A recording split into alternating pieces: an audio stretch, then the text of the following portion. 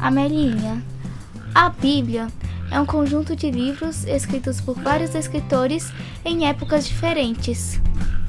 Mas, Ana, eu tenho duas dúvidas. Como eram as Bíblias na época de Jesus? E por que as Bíblias católicas têm mais livros do que a que nós temos costume de ler? Bom, eu vou ligar pro meu pai.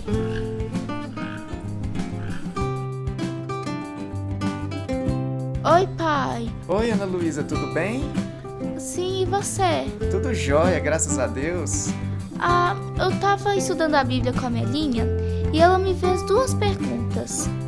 A primeira ela perguntou como era a Bíblia nos tempos de Jesus. E a segunda, ela perguntou o porquê a Bíblia católica tem mais livros do que as outras Bíblias. Entendi. Boas perguntas essas aí, viu? Eu vou mandar um vídeo pra você que tem todas essas explicações e você assiste com a Melinha, tá bom? Beleza. Já tô te enviando. Um abraço. Beijos, pai. Beijos, tchau, tchau. Tchau.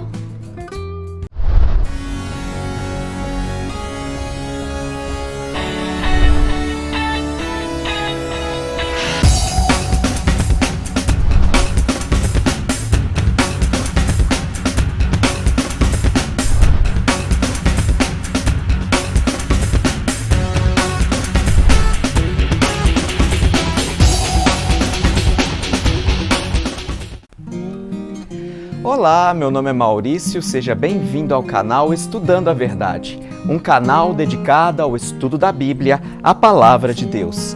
Estamos na série Interpretação Bíblica. Nesta série estamos vendo os fundamentos da hermenêutica bíblica, como interpretar corretamente a Palavra de Deus. O tema de hoje está muito interessante. Nós vamos ver no tema de hoje como era a Bíblia nos tempos de Cristo. E por que as Bíblias de tradição católica contêm livros a mais que as demais Bíblias? Antes de entrarmos no tema de hoje, gostaria de te convidar a se inscrever neste canal, ativar o sininho das notificações e dar aquele like, ok? Vamos então começar o tema de hoje.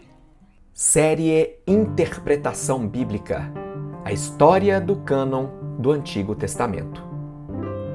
Em Gálatas, capítulo 6, verso 16, lemos: E a todos quantos andarem de conformidade com esta regra, cânon, paz e misericórdia sejam sobre eles e sobre o Israel de Deus. A palavra cânon, escrita aqui por Paulo, era usada pelos gregos para designar uma regra investida de autoridade. Mas foi a partir do 2º século depois de Cristo que os cristãos começaram a usá-la em frases como cânon da igreja, ou cânon da verdade, ou cânon da fé, para designar a regra dos ensinos da igreja. E quem utilizou essa palavra pela primeira vez para designar a coleção de livros bíblicos foi Orígenes. Ninguém deve usar para provar a doutrina livros não incluídos entre as escrituras canonizadas. Atualmente, o Antigo Testamento é composto por 39 livros. Contudo, o Antigo Testamento hebraico possuía 24 livros. Essa diferença na quantidade de livros se explica pelo fato de que alguns livros da Bíblia cristã antes formavam juntos um único livro nas escrituras hebraicas. Esse é o caso, por exemplo, de 1ª e 2ª Samuel, que antes eram apenas um único livro, e também de 1ª e 2ª Reis. Os livros do cânon do Antigo Testamento eram divididos em 3 seções: a Lei, Torá, os Profetas, Nebim, e os Escritos, Ketubim. A primeira seção, a Lei, continha os 5 livros de Moisés, o Pentateuco, Gênesis, Êxodo, Levítico, Números e Deuteronômio. A segunda seção, os Profetas, era subdividida em anteriores Josué, Juízes, Samuel e Reis, e posteriores, Isaías, Jeremias, Ezequiel e os 12 profetas menores como um só livro. A terceira seção, os Escritos, continha os demais livros, dos quais Esdras e Neemias, bem como 1ª e 2ª Crônicas, formavam um livro cada. Jesus se referiu a essa tripla divisão do cânon do Antigo Testamento quando disse: importava se cumprisse tudo o que de mim está escrito na lei de Moisés, nos profetas e nos salmos, como está lá em Lucas, capítulo 24, verso 44. Jesus conhecia não somente essa tripla divisão, mas também a sequência dos livros.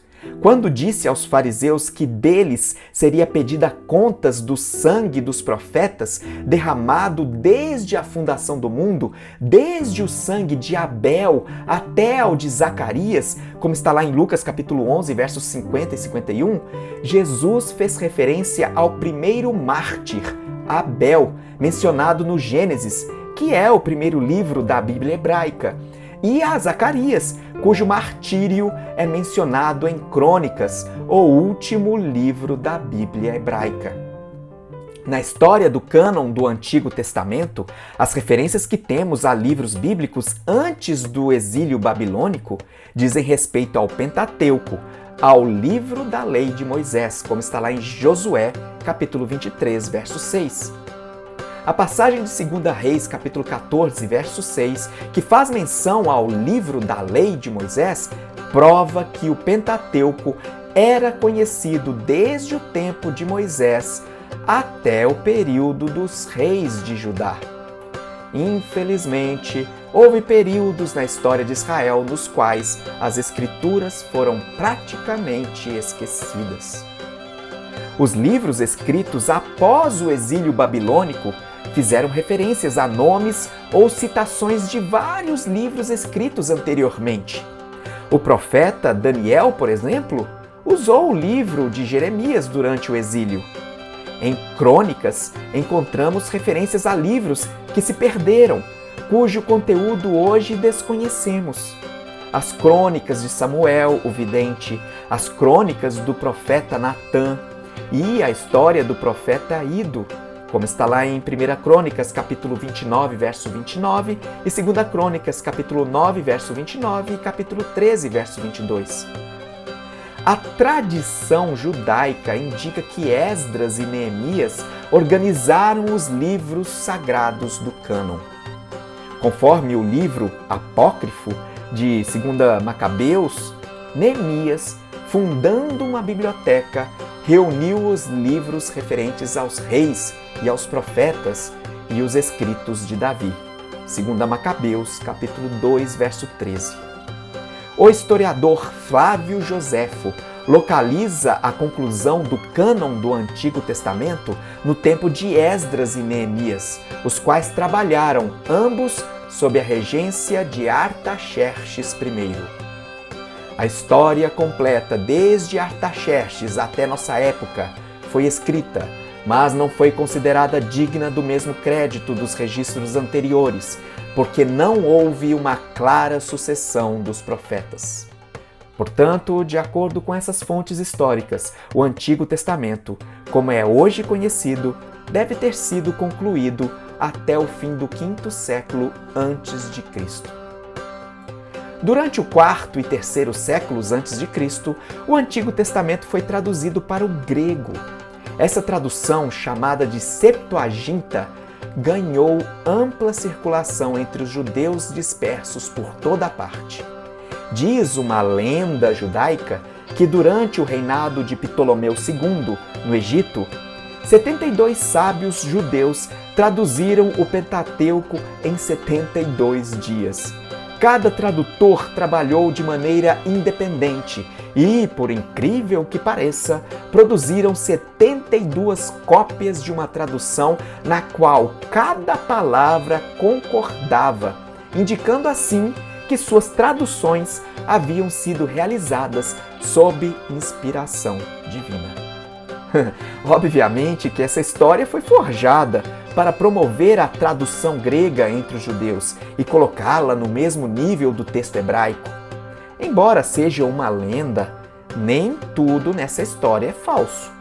Por meio dela, sabemos que a tradução grega começou pelo Pentateuco e que foi realizada durante o reinado de Ptolomeu II. Obrigado por assistir a este vídeo. No próximo vídeo nós veremos a continuação deste tema. Não deixe de se inscrever neste canal, ativar o sininho das notificações e dar aquele like. Nos vemos no próximo vídeo. Um abraço, Jesus te abençoe. Tchau!